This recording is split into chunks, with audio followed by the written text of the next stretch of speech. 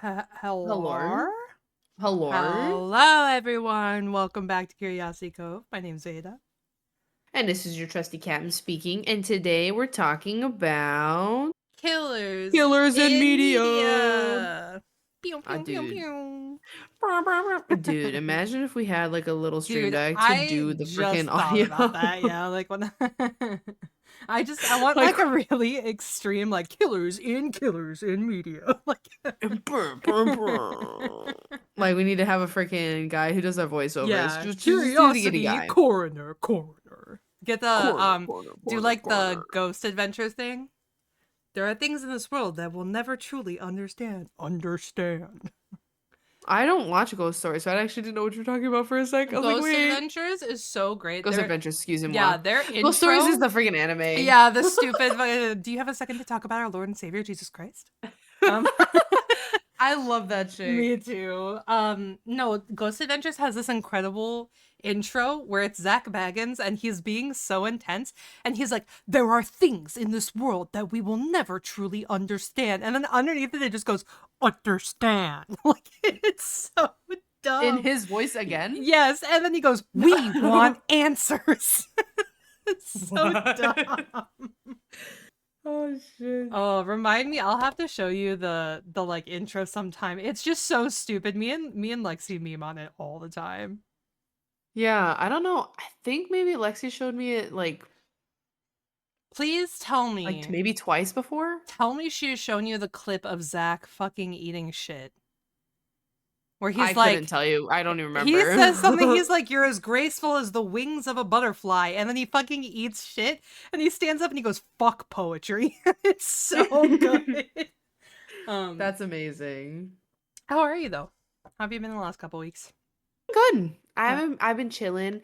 I have been pretty chill at work, which thank God, because I just recently moved, so that was nice. And so I was just glad that work was at least some not like easy, I don't want to say that, but like tolerable during the move because I didn't know how much time I needed personally to like get used to the place and you know what, stuff like that. But everything went really smooth. Everything's big chillin'. I'm just about a week in. And oh my god, me and the D&D group have every Friday together and it is so much fun. Oh my gosh, just like something to look forward every single time, just like the podcast. I love that for you. Yeah, how have you been? Good. I've gone to like 4 farmers markets in the past 2 weeks, so that's been really Big fun. up. Yeah, went to like my town and then 2 of the towns next to me. Did all 3 of those over the course of 2 weekends, and then I went to my local farm that's like literally a 2-minute drive. Like you exit my neighborhood and you're at the farm. Went there and I got sourdough bread and I got this amazing fucking banana bread. It is brown sugar banana bread and it is probably so unhealthy. I cannot stop eating it. I got a whole loaf or whatever, like the pan loaves.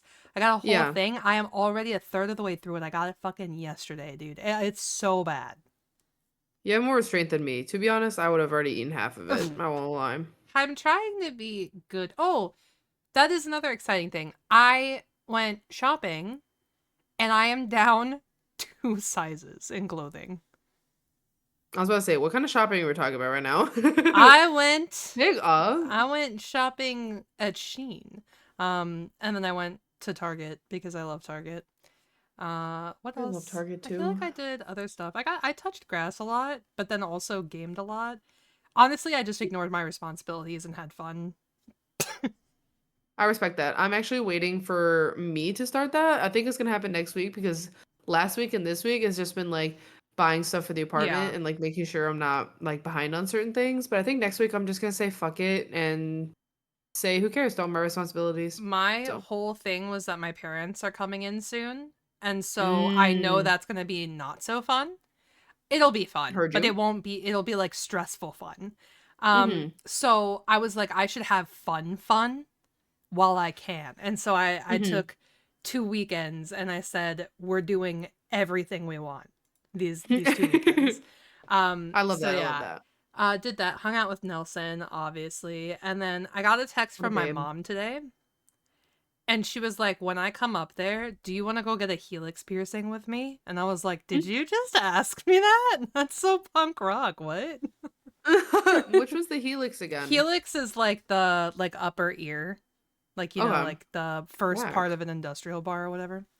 Yeah, Um, that's not really something I would have expected from your mom. she's got 3 piercings on each ear. She would never do like body piercings, but ear piercings, she's all over. She's like, I've been thinking Oh, about it a lot, fucking kind of big want up. one. And she's like, I think it would be fun if me, you, and Rachel went and got them together. And I was like, yeah, I'm down. I want to get, I have gauges, so I can't do like earrings. So I think Hmm. having a helix would be really fun because I've always just wanted like a cute little diamond stud, and I can just do it up there.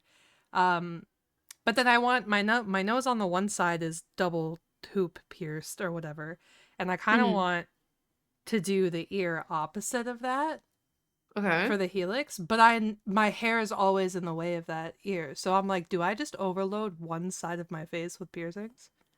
Yes. Okay. Yeah, I'm in. Yeah, you meant Sold. sold actually. Sold.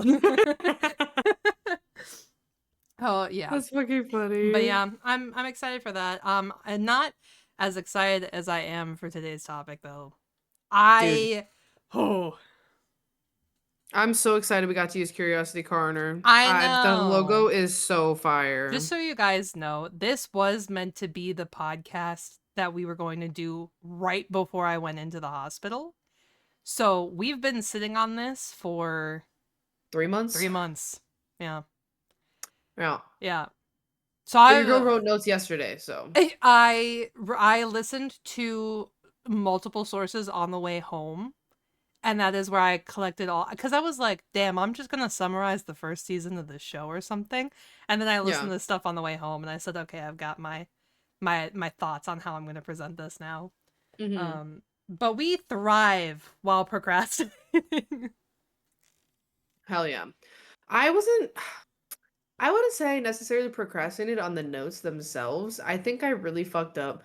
For context, everybody, we're doing Killers of Media. I'm covering Hannibal and then she's covering Dexter. Yeah. So I it didn't come to my brain to think, "Oh, yes, I've seen TV show Hannibal, but why not movie Hannibal?" So, I'm so sorry. I don't have that 2 cents. I wish I did, I would say but I I would was at work today. Yeah, I would say I would provide it for you, but it's been so long since I've seen it. I don't want to mix it up with the other Hannibal movie. Yeah, so I have in my notes that I found on like some background before I jump into the TV show. I have Mm-hmm. like some background where they compare and contrast a little bit of Anthony Hopkins, who is Hannibal from The Silence of the Lambs, and then Mads Mikkelsen from the TV show Hannibal. So they like Oh, cross-reference it a little bit. But then obviously I'm just gonna gush about Mads Mikkelsen because right. who doesn't? Why So, you know. wouldn't you? Yeah, I have my basic outline of this because the thing was is I told you this before the podcast, but I rewatched the first season of Dexter to just like really put it like freshly in my mind. And the Yeah. first season of that show is so wild and incredible, and it gives you so much information on like his psychological profile without Mm, like explicitly stating it. Like if you know anything about the common signs of like a serial killer or anything, this both confirms them and throws them out the window. And didn't, I think I didn't realize it at first because if we're being honest, Dexter came out in. Yeah, hold on, let me look that up. I actually don't know. Long time ago, I feel. Um, I want to say 2016. 2006. Uh, Yeah. the original The show? original show came out in 2006. The last episode was in 2013. So it ran for No 8 fucking way. seasons, and I feel like I remember it being a lot more recent. So when I went back, I was like, "Oh, Right? this is so mid 2000s." Like just watching it, I'm like, this is beyond. Like everything about it is so mid 2000s, and it's like I know that there's a show out now, like the revival of it, or like I think it's called Original Sin. or something Yeah, like yeah, that. yeah. Yeah, yeah, yeah. So I know that's out. I haven't watched it. I don't think I'm going to, because watching the first season of Dexter again, I was like, this show deserves to stay in 2006, like in a good way. Yeah. Like, I don't want to see 2000, 16 or 2024 or whatever other, because I think there was a second show that came out afterwards that flopped. And then I think Yeah, there's, I heard there was a second part of it that flopped for sure. yeah, But I because, think the original sin's the like prequel. yeah.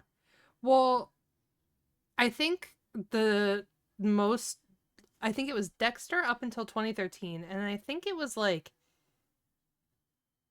ooh, Dexter New Blood was like when they tried to revive it.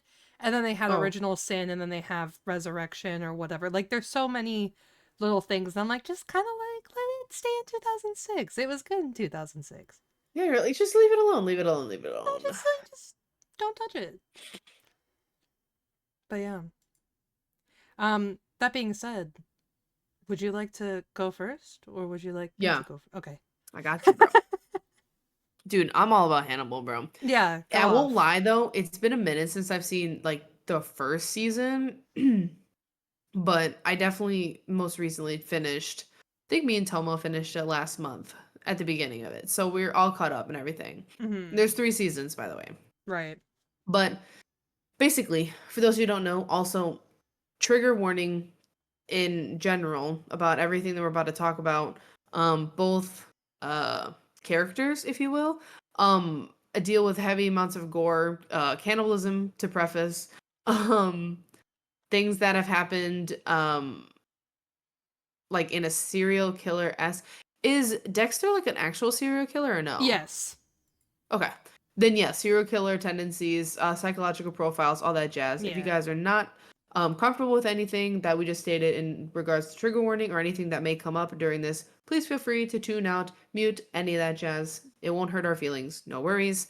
We'll also put a trigger warning pinned in chat for those of you who will be joining us in the midst of it. But um my character who I'm covering is a fictional character, so he's not real at all. But he is based on someone. The original writer who came up with the character called Hannibal Lecter is a novelist called Thomas Harris. This was written back in 1981, and it was in a novel called The Red Dragon.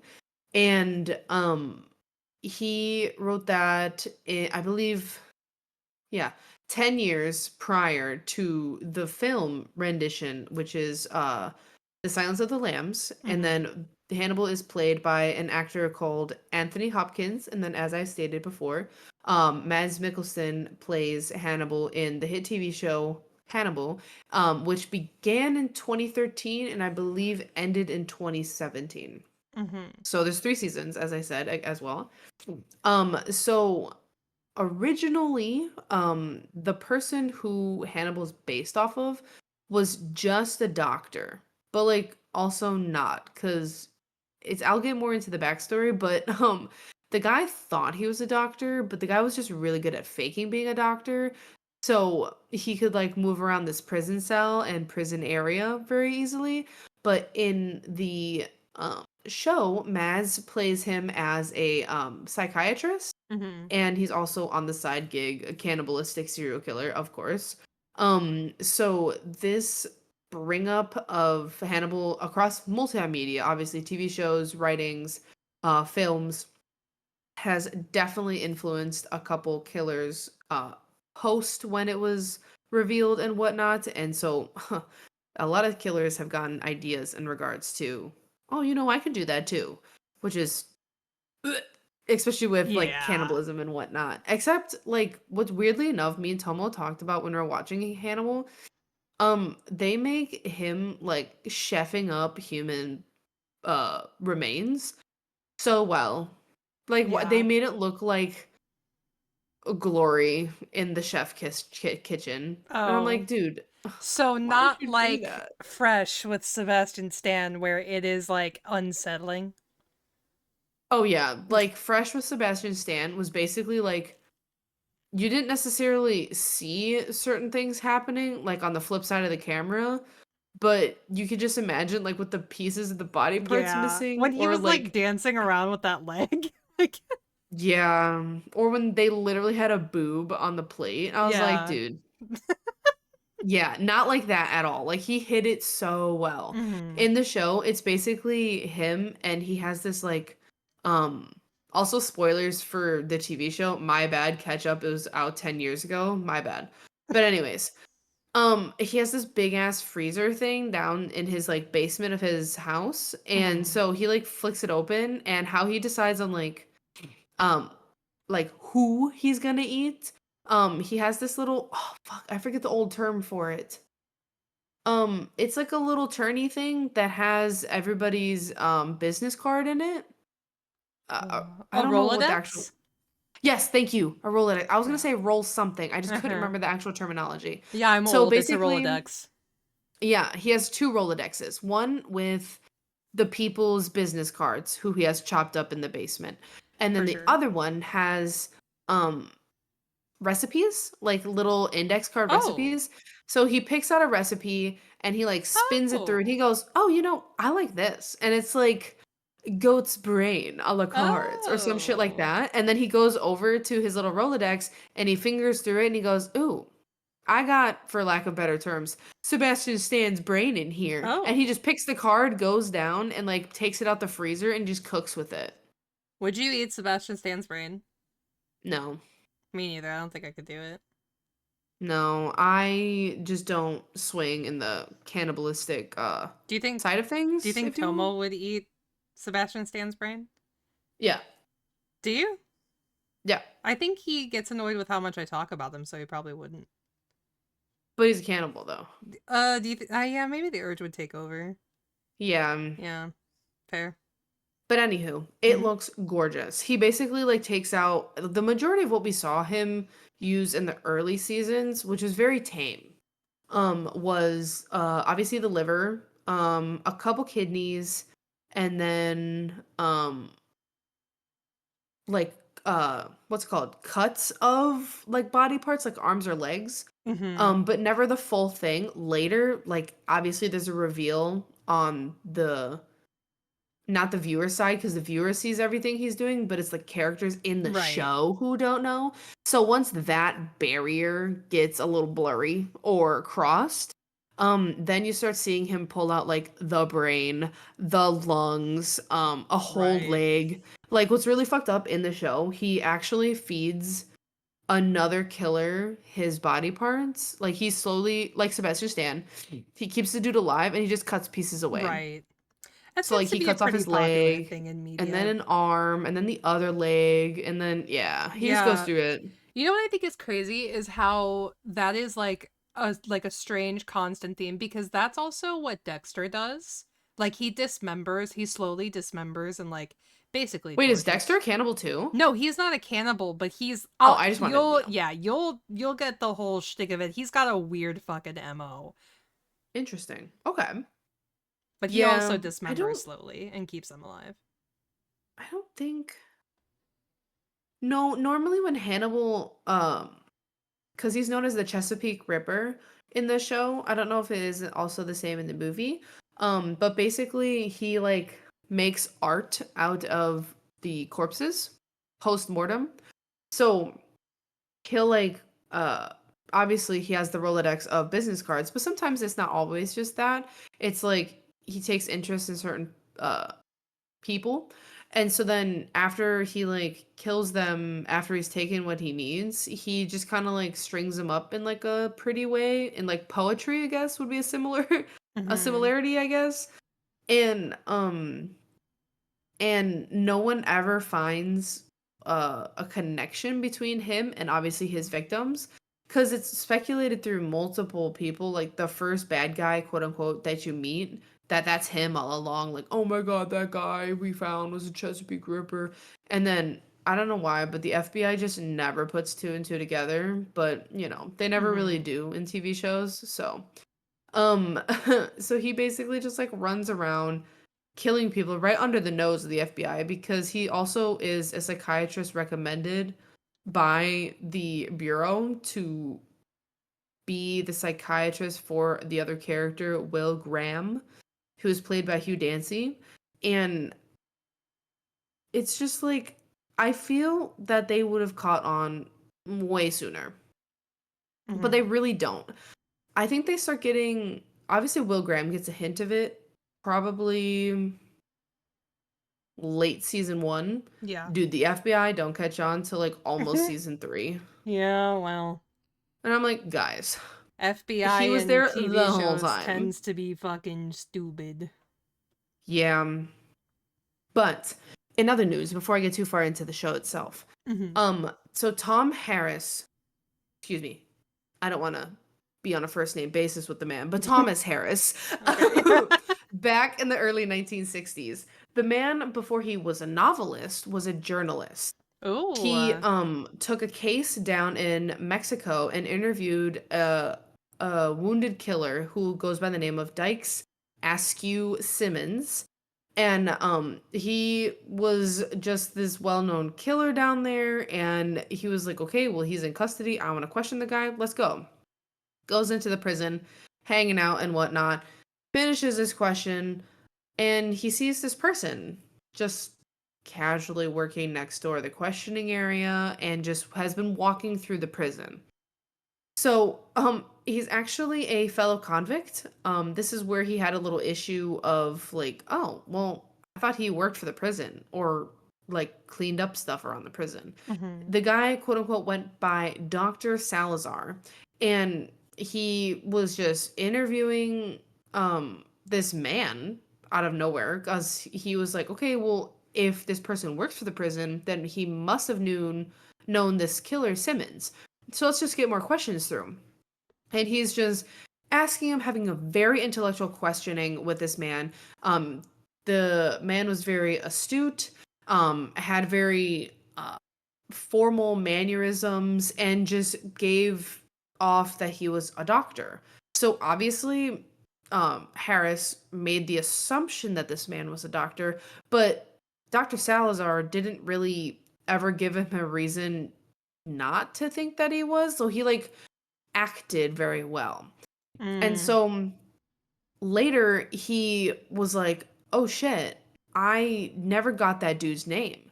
So then he went over to the like a prison guard, and he was like, hey, I was talking to this man. I think he works for you guys. He looks like this. I didn't quite catch his name, but here you go. And they're like, where did you talk to this man? And he's like, back there? Like what?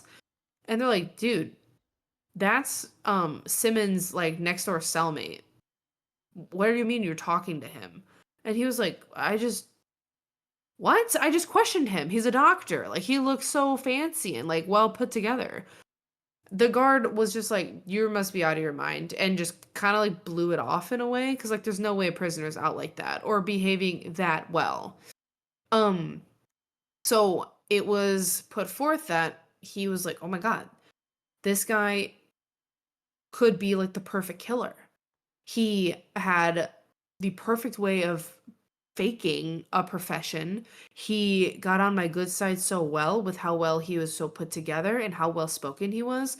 And I didn't really notice him initially because he had this, and he quoted it as well poised and stillness of his body, which essentially, like, if he was in a room and he was just minding his own business, like hands behind his back or arms crossed, he could kind of just blend into any surrounding. So, like, Oh, dude, yeah. that would just be like the perfect way to just kill in plain sight and get away with it. So that is the person who he based the background on. He later found out it was a prisoner there, obviously, and he was a former surgeon. That's where the background of being a doctor, obviously, later turned psychiatrist in the show, by the man named Alfredo Bali Trevino.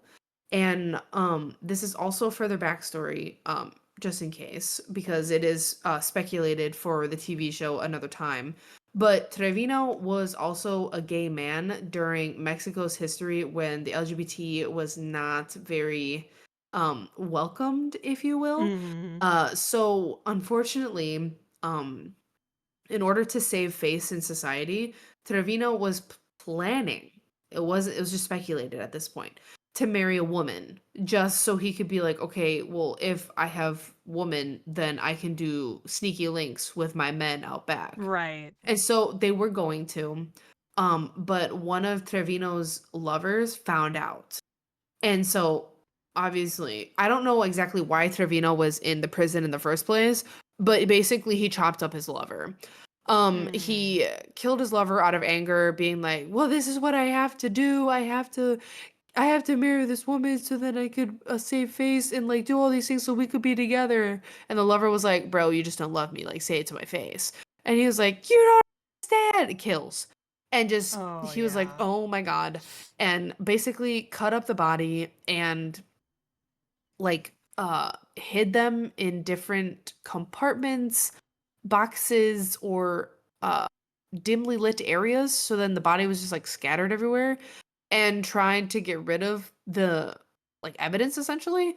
But while that might have been the reason why he was thrown in prison, he was also suspected of killing a lot of hitchhikers during the 1950s and 60s.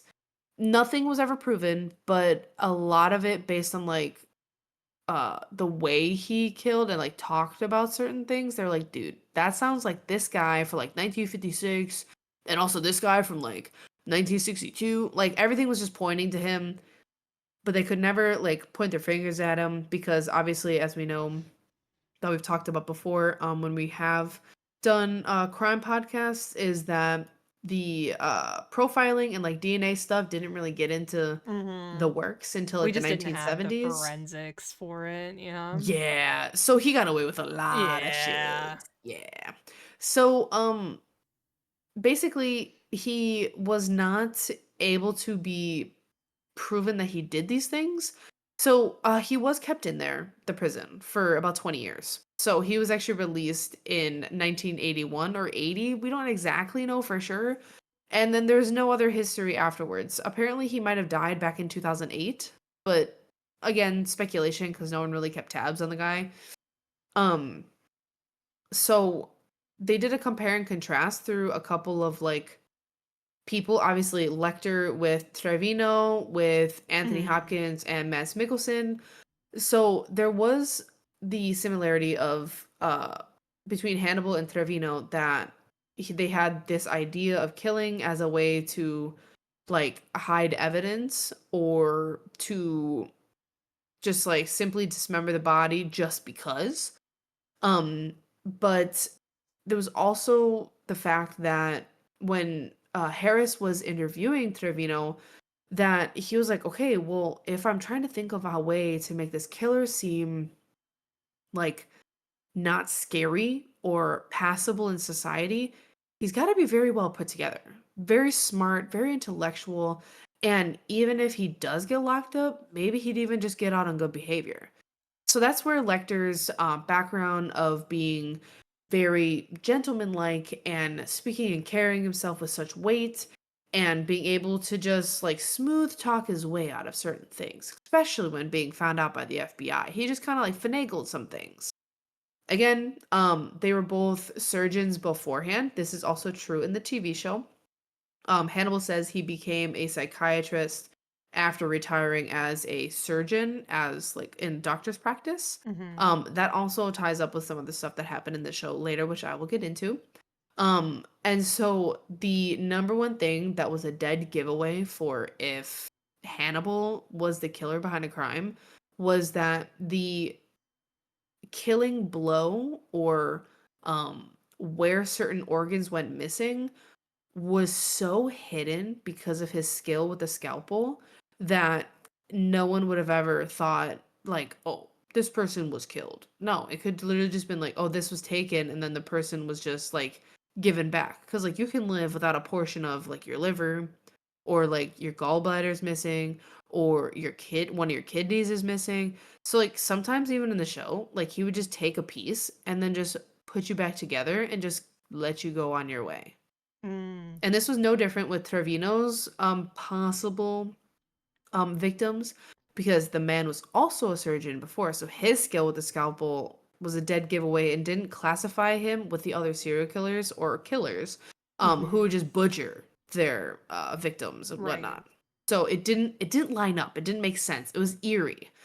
And so it was really weird to see again a comparison between Lecter and then Anthony Hopkins playing him. He was saying that um sorry, excuse me.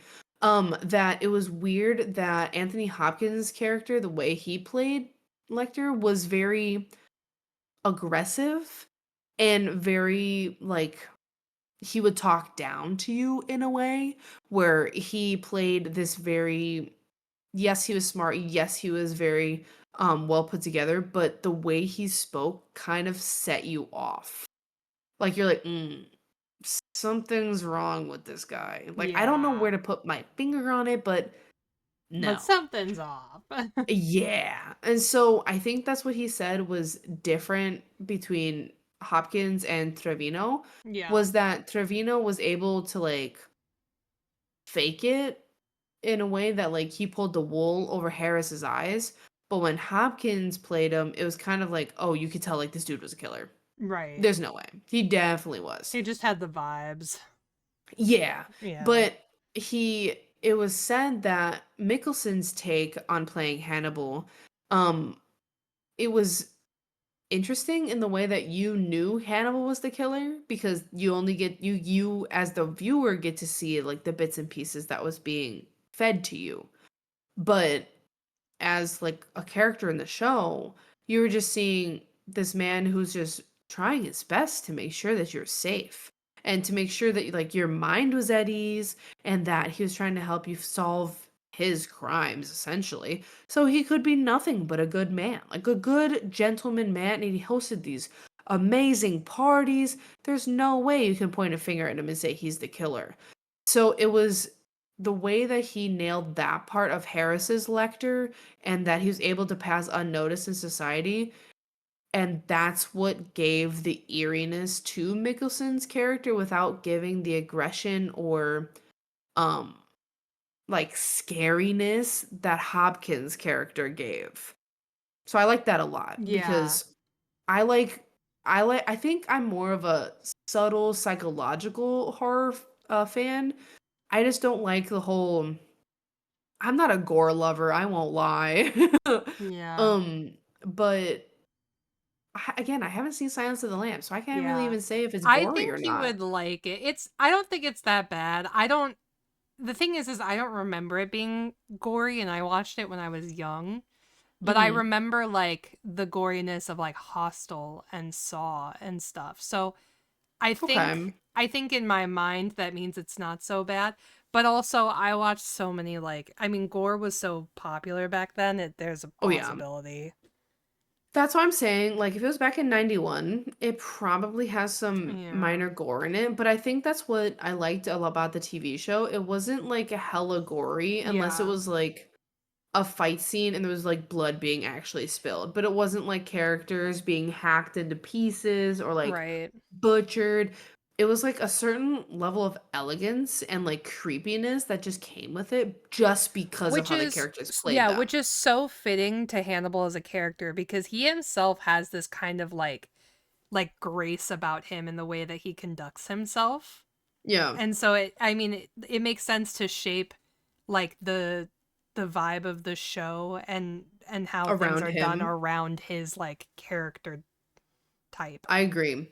I feel like the view of the character, because like you obviously follow Hannibal and you follow Will, Right. the the love interest essentially. There's no love actually, but Mm. there's always some low key tension and it's so cute.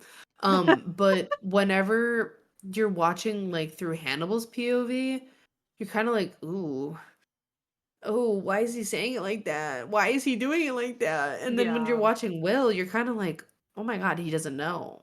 Like it's so innocent Yeah. at first. But obviously there's some shift in the character Well, dynamic later on. that's how you was too. You was like in the beginning it was like this very strange like Joe Goldberg was, yes, he was a stalker, but you're like, yeah, but like she's gonna like if she falls in love with him and then he starts doing the whole killing thing and you're like, She Yeah, exactly. Like, you is get to know him as, like, a clueless. Yeah. psychiatrist, and you're like, "Oh my god, he's trying to help people.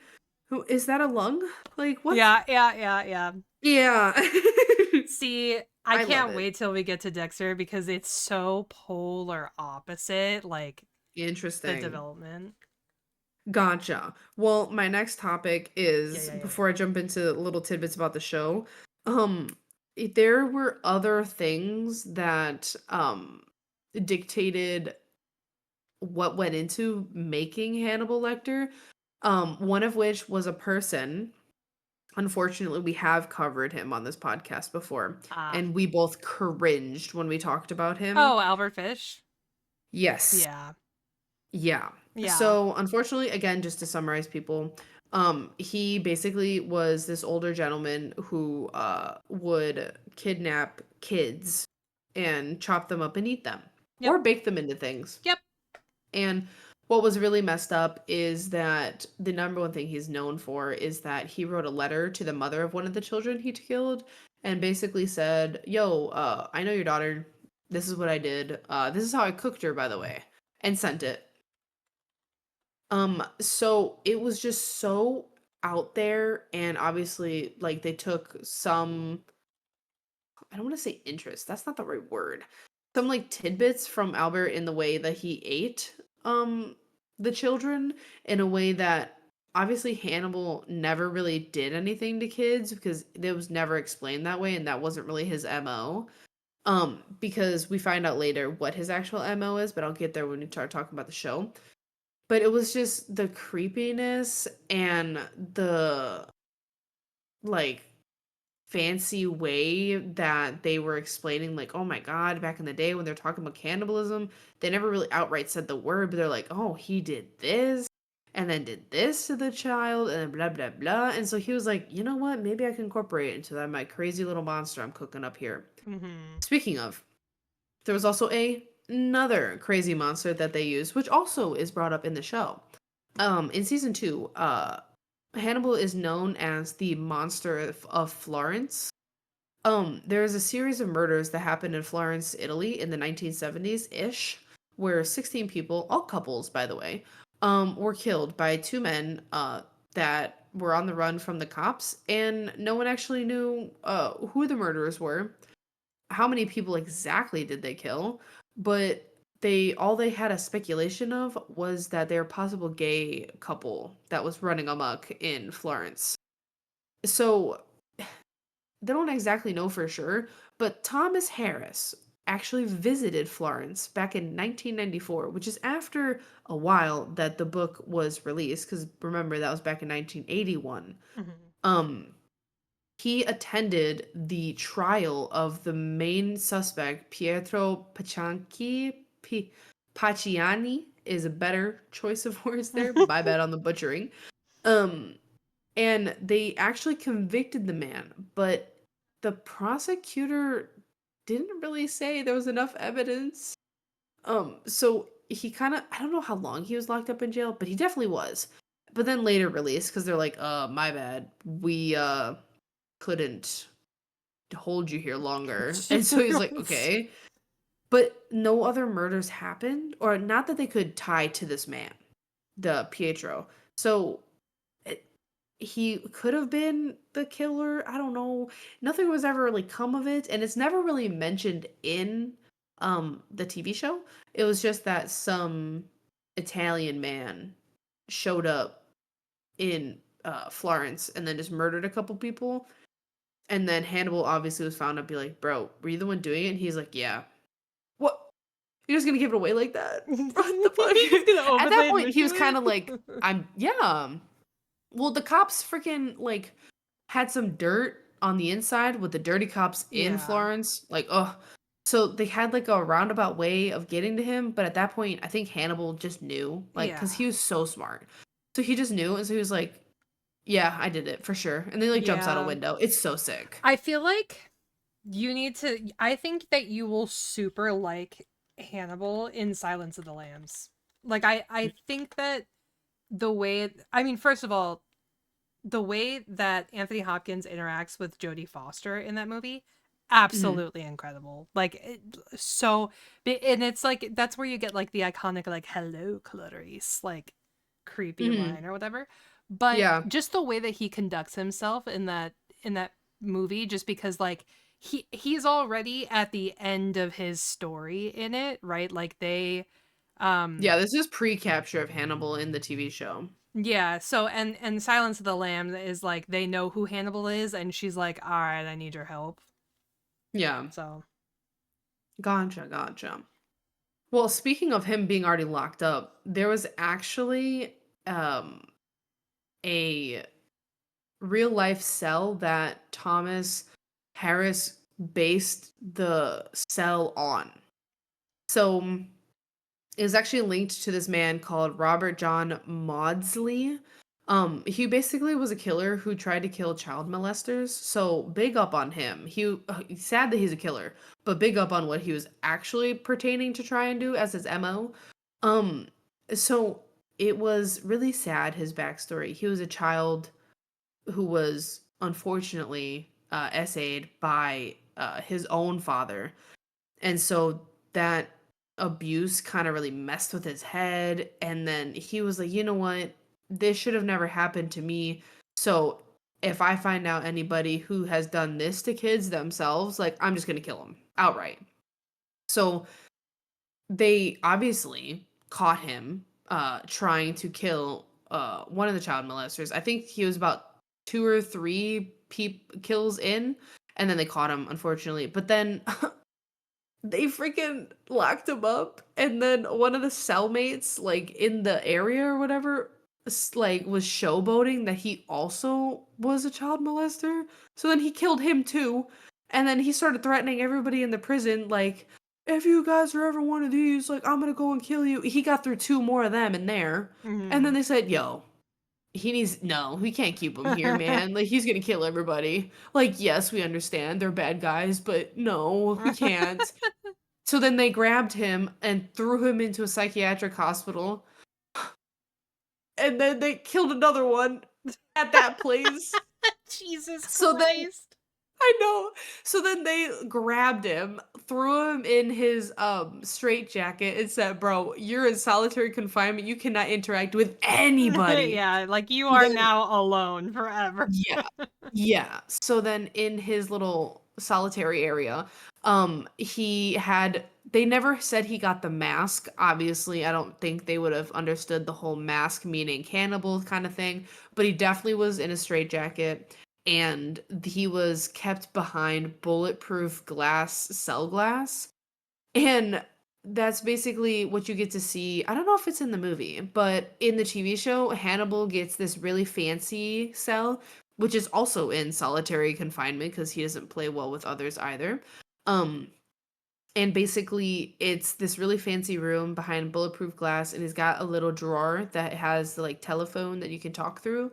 And then, other than that, inside he gets his own desk and like books and little things like that because he was like a good uh prisoner, but he wasn't good outside of the prison.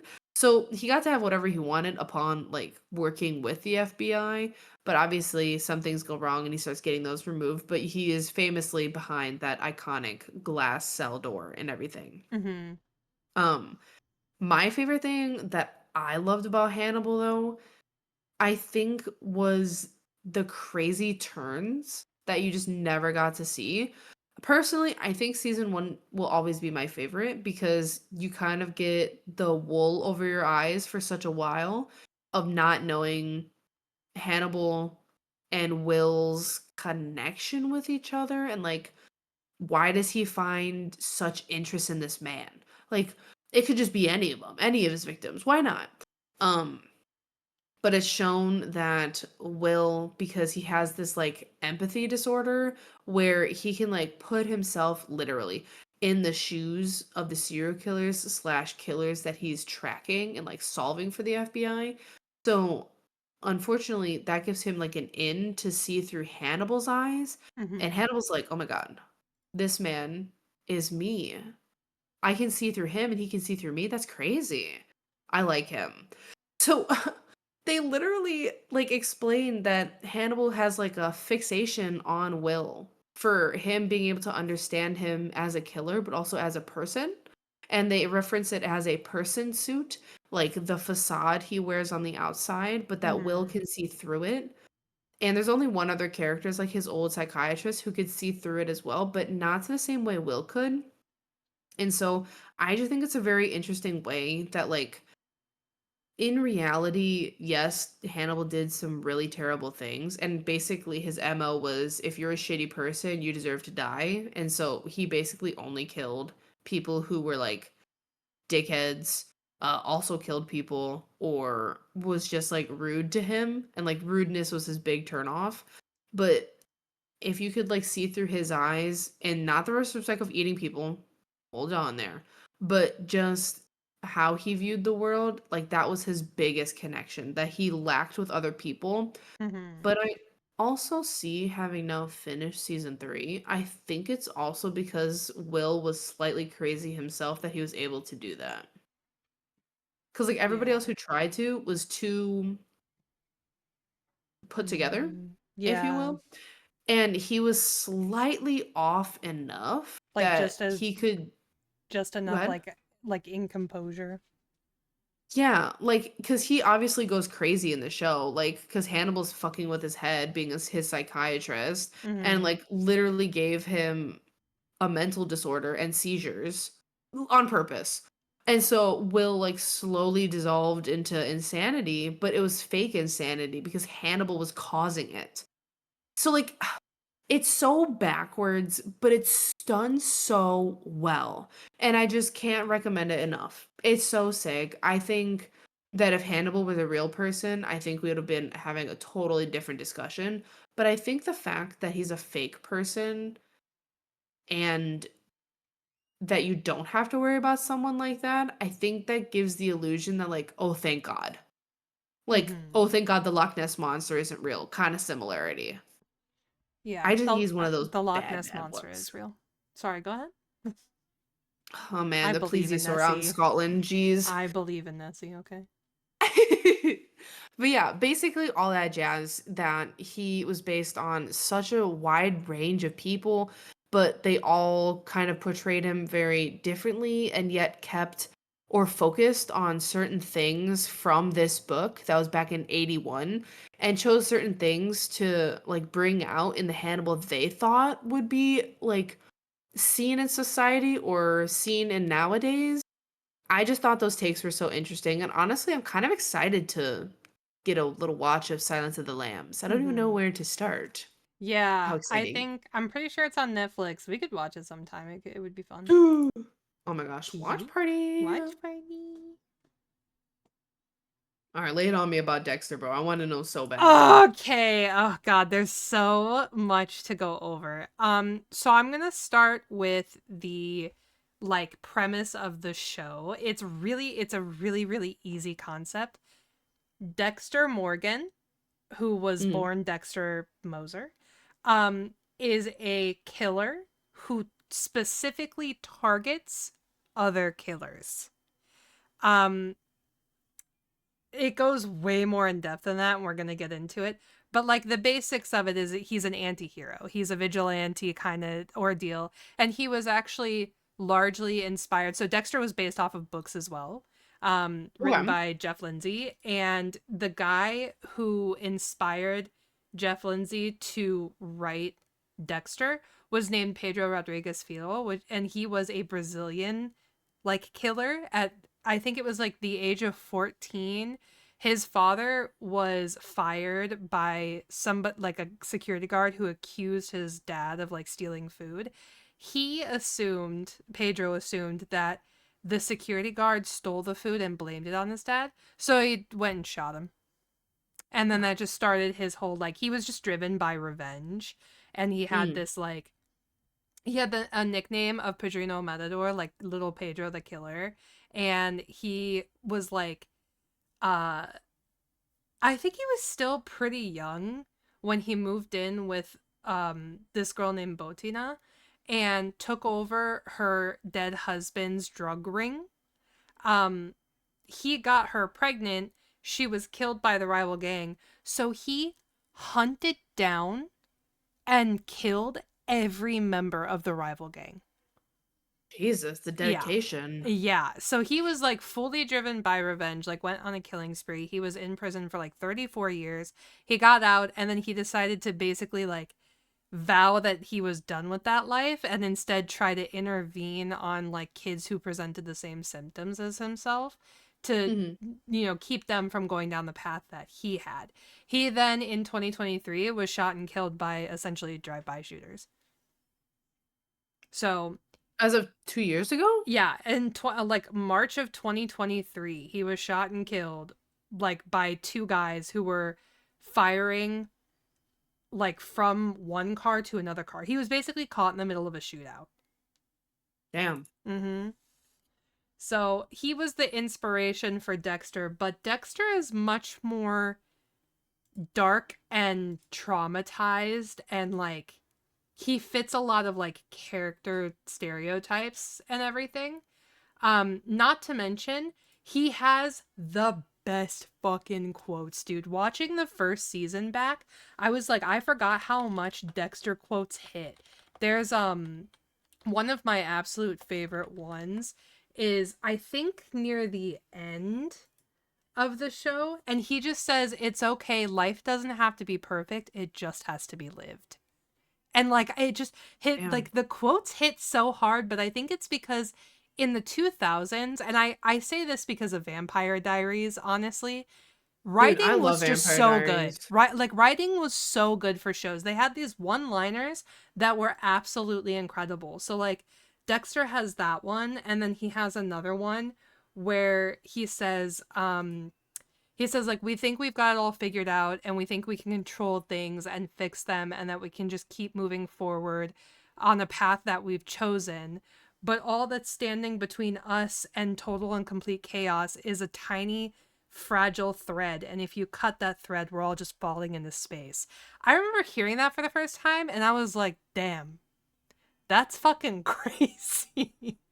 Nah, I um, won't lie. Some of these quotes in these mid 2000s, I'd even go late 2000s. yeah. What were they cooking up? Dude, I don't know, cause there's the one that's like if you go anywhere to look up any information about Dexter, one of the most Mm. famous quotes that I see everywhere is he says, every twist, every turn can challenge our sense of direction, but it's the choices that we make when we reach a fork in the road that define who we are." And I'm like, damn, that goes hard, bro. Damn. Yeah, why are you such a philosophizer, dude?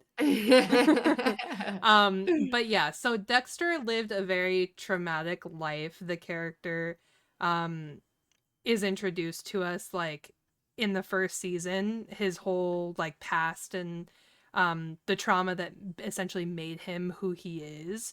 It's all introduced to you. So basically when he was a child, he had an older brother 3 years older than him named Brian. So Brian and Dexter Moser. They were Okay. the sons of a woman whose name I forget, but I think it starts with J. I want to say it's like Julia? Juliet? No, it's Laura. I looked it up.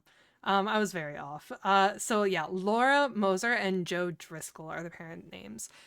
Um, she's a drug addict, but she shows a lot of affection to her children. Like she does actually take care of her kids. So Dexter's first like 3 years are so normal. Like he is just a loved, normal child. But Mhm. when he it turns 3, 2 or 3 drug lords, like cartel helpers, I guess, um, kidnap her and her kids and they put them in a shipping container and they dismember their mother in front of them and then they leave the kids there to sit in the blood. So Both, they you said Brian and him Brian and Dexter, they both were sat in the just sitting there. yes, they sat in their Oh my mother's blood gosh. with her dismembered body for 2 days until a man named Harry Morgan finds them. He is a Mm. homicide detective. He is the one who finds them. He's the one on the case. And he decides we're going to take them in. So the Morgan family adopts Harry and Brian, right? Okay. They already have a daughter named Deborah. And so she essentially gains these two, adoptive brothers, doesn't know really anything about why they're becoming a part of the family, but both of them are very obviously traumatized. And Harry basically makes the decision, I'm going to keep Dexter, I'm going to get rid of Brian. So he has Brian institutionalized, claiming that his trauma was just too much to handle and he needed professional psychiatric help. Um, because of this and because of Dexter repressing everything, he actually grows up completely unaware that Brian exists, Oh. which is insane. Um, Yeah. so he exhibited like those early signs, right? So he like tore apart all of the dolls, like dismembered all the dolls that his adoptive sister Deborah had, and Uh-huh. nobody really realized what it meant. But then there was a point where in the show they show it like I think Harry and Dexter are out on a boat and Harry's like, "Are you different?" And Dexter's like, what?" And Harry's like, "Well, see, here's the thing is that the neighbor's dog went missing and I found a grave with not only the dog bones, but like other bones. So have you been killing animals?" And Dexter straight up is like, "Yeah, because the animals annoy mom and she can't do Oh. anything with that dog yapping. So I killed the dog." And Oh my God. essentially Harry at that point is like, hmm, do you ever want to kill people? And then Dexter's like, "Yeah, but like I don't I don't want to kill anyone in particular." And so then Harry's like, "Well, then why didn't you kill anyone just like randomly?" And he replies with, "Cuz you and mom wouldn't like it." And so very early on, it's like introduced that he has this kind of like respect for authority. And so he has Yeah. this like desire to do right by his authority figures. Um but it gets a little darker than that because essentially like what Harry does to him, I think he thought he was doing what was best, but he actually created Dexter into being what he is. Um so there's this point where he's diagnosed with heart disease and there's a nurse who's like purposely overdosing people. So Harry basically gives Dexter permission to kill her. And she does. He does. She's his first victim. And like it he I think they said that he was like 20 when that happened. Um but yeah, I think he dismembers her based off of the way that he saw his, like, I'm assuming that the reason that he dismembers people is because his mother was dismembered in front of him, and so he sees that as like the ultimate punishment because Yeah. he understands that the reason that she got dismembered and got killed was punishment because she had crossed people and she had done bad things. And like that's very much like a huge part of his character is that like he's got a code that he lives by, a code that Harry instills in him very early on, where because Dexter has this like urge to kill, but there's no Hmm. reason for it. He doesn't have an urge to kill because he wants revenge or because he is fascinated by like, dismembering human bodies or whatever. He just basically says it's like this addiction, like a drug. And you actually see that through the show because when he doesn't kill for a while, he goes through like the symptoms of withdrawal. There's a point where he goes to Narcotics Anonymous and he starts to relate to the process, not because he does narcotics, but because killing is very similar to what these people are talking about. And so Yeah. it is very much it's like an addiction or like a vice for him. And it makes sense cuz I mean he comes from a drug addicted parent. And so it runs in the family, that addictive personality. His is just a very strange addiction in terms of like not having any real reason. Like he basically said I could kill anyone. It doesn't have to be anybody in particular. Just like killing is my addiction. Um, so Harry basically puts in this code, right? Um, and there's a quote that because I had to look up the code because I can't commit to memory the 10 commandments of killing that he wrote. But Hmm. it's called the Code of Harry, and he even says Like, my code requires a higher standard of proof than your city's laws at zero cost to the taxpayer. If you ask me, I'm a bargain. Basically saying that it's very hard to fit into this code. So Mhm. only the worst of the worst are the people that he kills. And it's because Harry basically said, you can kill if you don't get caught, if you never kill someone who's innocent, if you are going after people who are killers that have evaded the court system. Your killing has to serve a purpose, otherwise it's just murder, and murder's a sin. You Uh-huh. have to maintain appearances. You have to fake your emotions. You have to control your urges to kill and channel them into something positive. Leave no evidence, never make a scene, and don't make things personal because it will cloud your judgment. And Dexter lives by that code for a very, very long time. So, like, I won't well lie, into the adulthood. code seems rather sound. Well, and I think that's why Harry made it, because he was like, this is the only way in which, like, it's kind of like being an executioner, right? Like, you're Um, going after people who've evaded justice but are absolutely deserving of punishment. Now, do they deserve to get dismembered? No. And Harry agrees, because the first time he ever witnesses something happening, it is during one of Dexter's murders. He's dismembering a body when his, adoptive father walks in, and his adoptive father throws up, says no one deserves to be dismembered, and then promptly kills himself, oh, which is wild. However, he made it look like he had died of natural causes, as to not give Dexter reason to question everything. Because if Dexter had known that he was the cause of Harry dying, then it might kind of like funnel that emotion into too much. But here's the thing, is that Dexter doesn't feel emotion. He talks constantly about how he has absolutely no emotion. He doesn't feel them, but he knows how to mimic really well. And it's because Harry teaches him at a very young age, you are rewarded for correctly mimicking human emotion. So this man blends into society perfectly. He is a good student, he's a good person, he, like, seemingly. He is charming, he's loving, he's very friendly. He does stuff for the people he cares about. Him and his adoptive sister are super close. There's actually a point where he says, like, if I could feel anything, if I could have feelings, I would have them for Deborah. And aw. I think the reason is because his morality, like his moral development, very much was based off of the rewarding praise that he got from Harry. Mhm.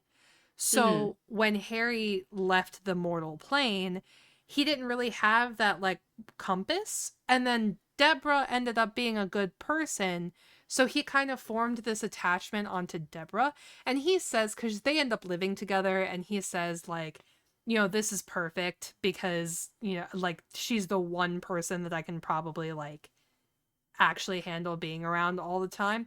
And so you start to Mhm. kind of get this vibe that maybe, like, for her, he'll become good. Not really. But, Yeah, it's a thing. it's a long shot. Yeah, it's definitely a long shot. But yeah, so his whole, like, MO, like the way he operates, is he stalks and ambushes. So he selects a victim and makes sure that he'll basically stalk them to, like, learn their day-to-day routine, like get evidence on the crimes that they commit, because he tries to go after suspected murderers, to make sure that they meet the code. Once they do meet the code that we previously talked about, he prepares a kill room. So this is probably the one thing that I think a lot of people know about Dexter, is that he's very, like, he's got a whole, like, process to making a room in which he kills somebody, where he's like, he puts down tarps and, like, plastic wrap everywhere, and he never uses the same location for more than one kill. And the only time he's done that is essentially, like, later on in the show, because his moral compass kind of goes haywire once he learns that Harry killed himself, and he learns about his brother existing. So at that point, he kind of like goes off from his original MO, but originally he's got this whole thing where he's like, I'm gonna lay down tarps, gonna put plastic wrap everywhere, make sure everything is like super cleanable. And then essentially after that, he would capture whoever he was targeting, collect a blood trophy, because by day this man served as a forensic specialist for blood splatters. Isn't that crazy? Um, and he would essentially take a sample of his victim's blood and put it on like a blood slide. And he's got all of these slides that are like the trophies of the people that he's killed.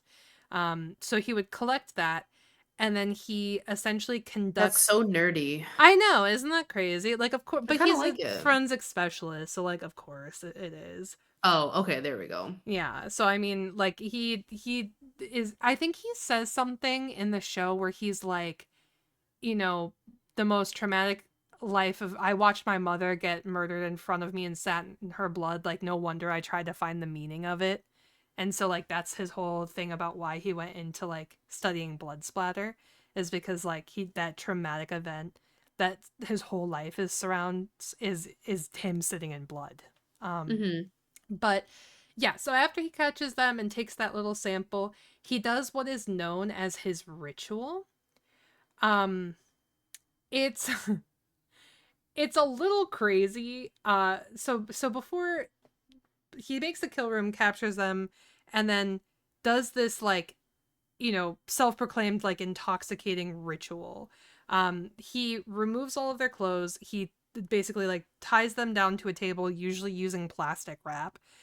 Sometimes he has to tranquilize, so he'll wait for them to wake up. But then he takes the blood sample while they're awake so that they can basically watch him like put their blood in a slide and like put it in his little trophy case. And then he might like give a little monologue as to who he is, because he's got a lot of moments where he's like, I am a monster and I don't know what made me this way, but Is this before they're man, dead? yeah, he like goes on a little Oh, monologue. jeez. But then Team Rocket he head ass? Oh my gosh. yeah, yeah, yeah. But yeah, he'll usually like kill them in a way that essentially like hurts them slowly, and he uses like a lot of like intimidation tactics, and a lot of like he's a very like dominant personality when he's killing. Um Very like narcissistic basically, and he'll Yeah. dismember the body, and he puts the body parts into like different trash bags, then takes them out on a boat for disposal. And Mm-hmm. like he's like, this whole ritual is something that he finds like super intoxicating. This is his drug, whatever. But then he'll get rid of any evidence aside from the body parts, and then he'll go out on his boat to actually dispose of the body parts. Um, Hmm. and yeah, so his blood slides, I have another quote in my, because again, it's just so well written. He says, some gangs earn teardrops of blood by killing. I understand, we all need our keepsakes.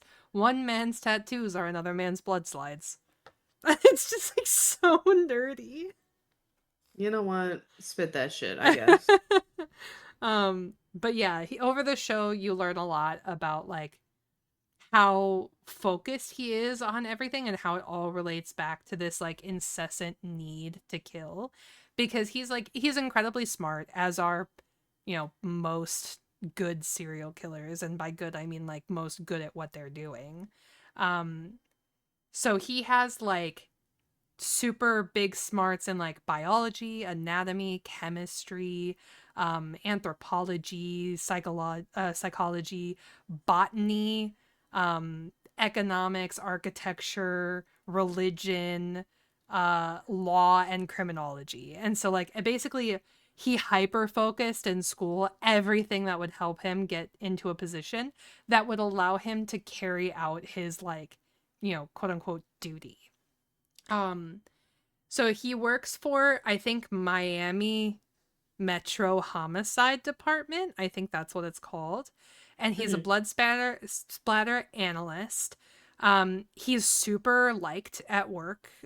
He works really close with a guy named Vince, and like they seem buddy buddy, and he just like he blends in very very well.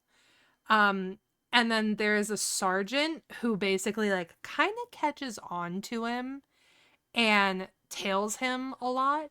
But like I would say the most dramatic point in Dexter, and I might be biased just because I really like the early seasons, when his brother shows up, he basically serves as this like sever to the tie of his code, because he's basically what would have happened to Dexter if, because he's also a serial killer. He's what would have happened to Dexter if he didn't have Harry giving him this code. And he kind of starts to like doubt it a lot throughout the show, and it does change. Like, he doesn't stick to just killing bad people. He kills people who, like know who he is. He kills people who maybe are onto him, or people who haven't done specifically what the code says they have to have for them to deserve it, but they've still done bad things. Like, it gets a little blurry, and like there's a lot of drama. It went for 8 seasons, so there's like a whole bunch of people who find out. There's people who fully accept him. There's like a girl who like really wants to be with him. I think he meets her in like the Narcotics Anonymous group, and she's like, no, like, we're both fucked up, we deserve to be together. And he's like, okay. And he's got this guy who he's basically keeping captive because he has found out that Dexter is killing. I think it's Sergeant Dokes, actually. But he's found out that Dexter's been killing people, but he doesn't fit the code, so Dexter can't bring himself to kill the guy. And so this girl kills him instead, and she's like, this is what you wanted, yeah? And then he kills her because he's like, well, you fit the code now. Did Wait, did he know her? Yeah, she was like in love with him. She basically killed for him. And But did he love her back? no, he's incapable. He has Yeah, but I thought no, maybe he would have had, like, I don't know, an inkling of something, but no, then she just goofed. yeah, I think so. He's got this like girlfriend named Rita, and he basically like mimics what a good boyfriend would be like. Ah, And she ends up pregnant, and he even like, I mean, he's like a stand-up dad to the kid and everything. uh-huh. But as he goes through the seasons, as he goes through his life, you just see him get more and more disattached because he has to mask more and more. And he talks about it a lot. Like, he's very aware of who he is and what's wrong with him. But it's almost like he has this learned helplessness of it, where it's like, oh, well, I'm never going to be able to change. So I have to accept this and just carry on to this code so that I don't become completely evil. But he kind of sees this second side of himself, almost like a split personality, where he calls like the bad part of himself the dark passenger.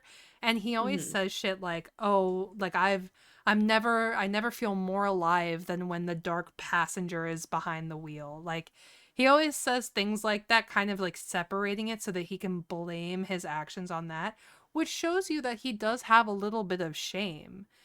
Yeah. So I think it's fully possible that in the later seasons, maybe he does develop like human emotions. And like, Harry was really big on like, you don't need to be good, you don't need to feel, you just need to conform. And so he's like, you need to blend in at school, you need to look like a normal person, blah blah blah. And then he gets in trouble for, I think, bullying a kid. And so Harry whacks the shit out of him, and he's like, no, don't bully. He's like, don't do anything great, but don't do anything bad. Like, don't be a bully, but don't be a hero. Just conform, just blend in, just be normal, act normal. And so through his Yeah. whole life, that's just what he did. He just like, he became a complete sociopath. And it was rewarded for him to be a sociopath. So truthfully, it was all he had ever known. And I think that unless he had every tie of humanity severed. Because the whole thing with Brian is that when he comes back, he wants Dexter to abandon the code. He wants him to like kill recklessly like Brian does because Hmm. he wants them to be the same. Like he wants to be accepted by his brother so that they can share this bloodlust and do this together. But Yeah. Dexter refuses, and so Brian kidnaps Deborah and says, "Well, we should kill her because then you'll be free and this, can be me and you." And he refuses. And that's like the first kind of sign of humanity that you see, because it's basically him saying, she's the only thing that keeps me grounded and tethered to reality, and I want that to stay. And Yeah. so, and then he has this whole monologue where he's like, I abandoned a brother who saw me for what I was and accepted me for like a step sibling or an adopted sibling or whatever that would probably reject me the second that she found out what I do. And Yeah. so the whole show is great. The writing is great. The weird thing between Dexter and Deb is like a little hard to watch sometimes, just because like it is such a familial connection. So when they kind of like are needy towards each other, you're like, it's giving "what are you doing" step bro, and it's not like Uh, the greatest dynamic, but it's bearable to watch it. Um, okay. and yeah, I just there's lots of twists and everything that I really enjoy. Um, I love the characters in the show. I think that they're all well written, and I think that they're all very like good for the development of like the other characters, like your main characters, Deborah and Dexter, and some people that you meet later. Uh, so I think that it all flows together very, very well. But my favorite part of it is just that he is so like on par and in left field when it comes to serial killing, because he absolutely has like he's psychopathy, right? He's consistent with psychopathy, but Yeah. also he has ASPD for sure. Um no empathy, superficial charm, super impulsive, completely antisocial, like always searching for stimulation. He has like selective empathy later on. He's got like this, bullshit morality. And then like later on, he's got a shit ton of narcissism. He becomes like a full on sociopath, and he has like these strange, I don't know how to explain it, like emotionally disattached attachments. Like it's Hmm. almost like he convinces himself that he doesn't feel anything because he's incapable of feeling anything, but then he shows that he feels something. So it's like mentally Hmm. disattached, but like chemically attached, if that makes sense. Yeah, that makes sense. And so I It's a just, weird thing to like think of because like that doesn't make any sense. It yeah, sounds backwards, but I think because he is kind of following along the lines of like psychopathy, that I feel like that's his only way to be, as you said, grounded. yeah. Like And he can't be fully attached to that person, but maybe just an underlying tone is enough. I think relationships to him are super important, but only Yeah. because it satisfies that like reward mechanism of blending in. Like Yeah. when people feel that he is normal, when people like him, or when people say that he's good at his job, or that he's a good, brother, or that he's a good person, it's like this rewarding thing of like, yes, I have successfully blended in. So relationships are definitely important to him for that reason, especially the one of his sister, because she's the one last like, you see me for who I am because you are family, and that's what I've been told that family does. And so if you, who is supposed to see me as 100% of myself, thinks that I'm a good person, then maybe perhaps I'm not that bad of a person. And I think that that is his thought process through a lot of the show. Mhm. Interesting. It is a kick-ass show, for I was sure. about to say, girl, maybe it might be putting me on. You should definitely watch it. I would absolutely binge it with you. You said it was on what? Netflix, you said? Yeah, is it on Netflix? I watched it on I have it on Amazon Prime. Um Oh, we're in then. yeah, so regardless we can watch it. But I do think Preach. Roku. Paramount Plus, so I have that too. Gotcha, gotcha. Yeah. So we're Interesting. Gucci. But yeah, I bought the first season a while back because I wanted to rewatch it, and I was like, oh, I'm not gonna buy all of them because I don't know that I'll keep up with it. And Yeah. I was right because I watched like 3 episodes and then never went back to it. But when I decided that this is what I was going to cover, and we were like, okay, we're going to do that one next a couple weeks ago, I was like, oh, I got to binge the first season then. But you've only seen the first season though? I've seen the whole show. I've only recently rewatched the first season. Rewatch. Yeah, Okay. yeah, I because was it's like, wait. because the first season is 12 episodes, I think, and I want to say I got up to like maybe 9 or 10 Hmm. um last week. Like I binged through it, and so Yeah. today at work I watched 11 and 12, and I said, Interesting. "Bitch, I'm ready. Bitch, I'm ready for Bitch, my I'm ready." exclusive. I want to read the books because there's a bunch of books. But I know that after the first, I think it's the first 2 books, everything's different. Maybe just get only 2? Yeah, maybe I just get the first and second book. Yeah. But yeah, the book is called Darkly Dreaming Dexter, and then I know one of them is like Dexter in the Dark, Dexter by Design. Um I think one's like So just Double cringy Dex. play on Yeah, words. yeah, yeah, yeah. Yuck. Yeah, it's pretty Maybe just gross. 2. Maybe just 2. Maybe I start with one. Maybe I audiobook it. Maybe I YouTube audiobook it. I wonder if the book is Um, on I've been doing audiobooks on Spotify lately because they I just fuck with them. if I you fuck with if them you so have hard. premium they're included. So I just keep like finding some That's what to I have to. yeah, yeah. So I just keep finding ones to listen to. So I wonder if maybe it's on Spotify and I can just like let's find out. Keep the first 2. Okay, I'm gonna open Spotify. I hope it doesn't play anything because I was blasting music on my way home. I respect that. I've been driving with my windows down. It is such a fucking vibe. I won't Yeah, lie. dude, it's been people are like, "Oh, it's so hot." I'm like, "This is beautiful weather to me." Yeah, Like it like I gets had humid, AC on but when it was like disgustingly hot, but like now I'm okay, kind of chilling. bitch, the first book is 100%. I'm gonna download this shit. We're in. We're in. We're so in. We'll get back to you guys, cubbies, Yeah, dude. We're so in. I'll let you know how the book goes. I'm gonna listen to this really dark, murdery book on the way to and from work the next week. You accidentally play it out loud at work and you hear It some starts playing wackest and shit. then I stabbed him with a Yeah, your and I'm boss like just happened to walk into and be like, Veda? yeah, I'm like so about That that. was my brother. Just like Imagine. that was Nelson, actually. Just say That that. was Or Abby. yeah, that was actually the nanny cam looking at Nelson. That's my bad. He's probably watching That TV. was the I nanny keep cam. Oh, I keep saying that we need to put parental lock on the TV so he can't watch anything too bad, but I guess it's just not working. fuck. But yeah, that's about Oh, all I shit. have on Dexter. It was really fun the past like week collecting all of this.